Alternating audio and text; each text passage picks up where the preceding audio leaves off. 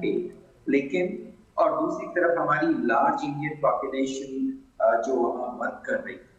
तो अब जब गवर्नमेंट लेवल पर इतने अच्छे स्ट्रॉन्ग रिलेशंस हो गए हैं, पर्सनल रिलेशंस हो गए हैं, और खासकर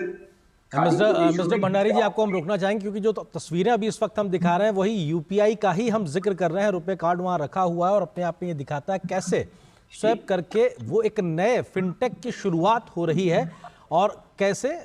यूएई के राष्ट्रपति ने उसको स्वैप किया और उसके बाद में जानकारी हासिल की और संभवतः उनके चेहरे के भाव भी ऋतु बहुत कुछ कह रहे हैं कि आखिर क्या ये हो गया। संभवतः अगर इस तरीके से वो भाव है तो ये जो पलक झपकते ही कैसे पेमेंट भारत में एक सहज सी बात हो गई है और शायद कई मुल्कों में इतना आसान नहीं है। और इसीलिए भारत के जो ये फिनटेक के प्रयास हैं आज दुनिया भर में उसकी स्वीकार्यता बढ़ रही है और ये एक टच और पैसा आपका स्वैप एक तरीके से ट्रांजैक्शन हो जाता है। तो ये दिखाता है कि कैसे आज एक बड़ी शुरुआत हुई है और उस शुरुआत के बाद में दोनों ही नेताओं ने एक बार फिर से गर्मजोशी से हाथ मिलाया।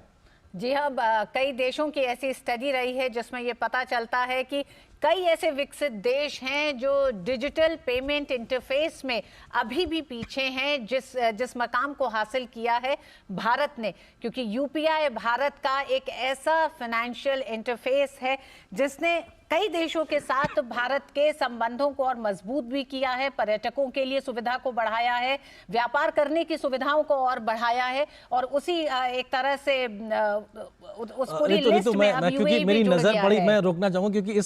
ये कार्ड यूएई के राष्ट्रपति जी का है, उनका नाम लिखा हुआ है क्योंकि हिज एक्सीलेंसी और उनका नाम लिखा हुआ है मोहम्मद अल बिन जायद नाहयान के नाम से वो कार्ड है और उस पर फरवरी का दूसरा महीना और 2024 की